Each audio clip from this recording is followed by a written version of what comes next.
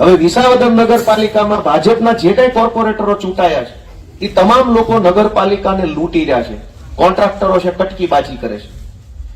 એક કોર્પોરેટરે કચરાનો ડોર ટુ ડોર નો કોન્ટ્રાક્ટ રાખેલો છે, એક કોર્પોરેટરે લાઇટના મેન્ટેનન્સનો કોન્ટ્રાક્ટ રાખ્યો છે, એક કોર્પોરેટરને પેટ્રોલ ડીઝલનો કોન્ટ્રાક્ટ મળ્યો છે. નગરપાલિકાના પેટ્રોલ ડીઝલના બિલ બધા એના પેટ્રોલ પંપ ઉપર લઈ જવાના અથવા જ્યાંથી ભરાવે એ એના હસ્તક ભરાવાનું.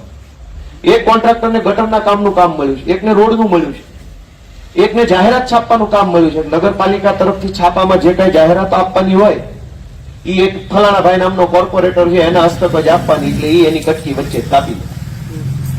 પેટ્રોલ ડીઝલનો કોન્ટ્રાક્ટર સરકારી વાહનોમાં કે ભાડે રાખેલા નગરપાલિકાએ ભાડે રાખેલા વાહન હોય એમાં પેટ્રોલ ડીઝલ ભરાવવું હોય તો ભાજપના કોર્પોરેટર હસ્તક ભરાવે એટલે એમાં એનું કમિશન લાગે. ગટરના કામમાં કમિશન, રોડના કામમાં કમિશન, સાફ સફાઈમાં કમિશન, પેટ્રોલ ડીઝલમાં કમિશન, જાહેરાતોમાં કમિશન, પછી ગટરો કે પછી સ્ટ્રીટ લાઇટને મેન્ટેનન્સ કરવાનું કમિશન. તમામ ચૂંટાયેલા લગભગ 1-2 અપવાદને બાદ કરતા કટકીબાજી કરે છે, બેફામ રૂપિયા નગરપાલિકામાં લૂંટે છે.